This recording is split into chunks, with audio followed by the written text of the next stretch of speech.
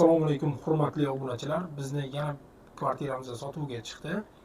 Kvartiramizni qavatlari 1-qavatdan to 15-qavatgacha bo'lgan kvartiralarimiz sotuvga chiqdi. 3 xonali kvartiralarimiz. Kvadratlariga keladigan bo'lsak, 76 kvadratdan to 84 kvadratgacha bo'lgan kvartiralarimiz mavjud. Bu yerda bolalar maydonchasi, parkovka, maktab, bog'cha, poliklinika hamma sharoitlar juda qulay joylashgan. Kvartiramizda kirish liftlari 2 dona lift mavjud. 15-qavatga ham qiynalmasdan juda tez ishlaydi liftlarimiz. Kvartiramizga ham kirib kelyapmiz.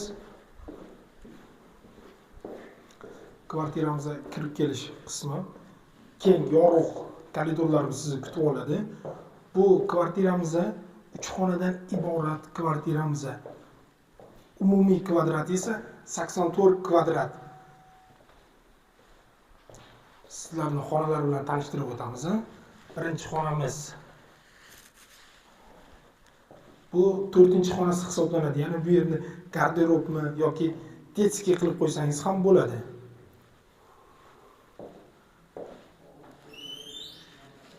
Ikkinchi xonamiz kattalar yotoqxonasi.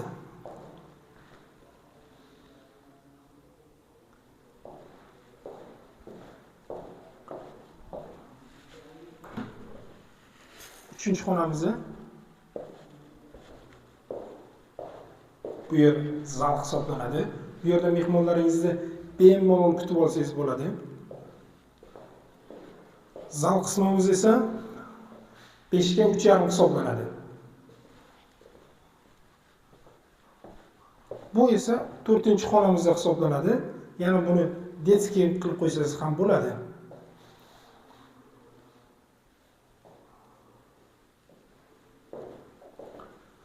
Bu kvartiramizni tualet hammomlari alohida joylashgan. Ko'rishingiz mumkin.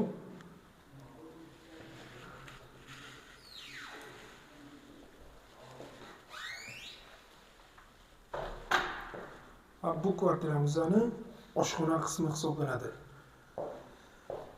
Sizlarga hozir balkonni tashqi ko'rinishini ko'rsatib o'taman. Shaharni bu yerdan toza havoda mazza qilib kuzatsangiz bo'ladi. Balkoniga chiqib, kenayim bilan kofeni ichib, kuzatib o'tirsangiz bo'ladi.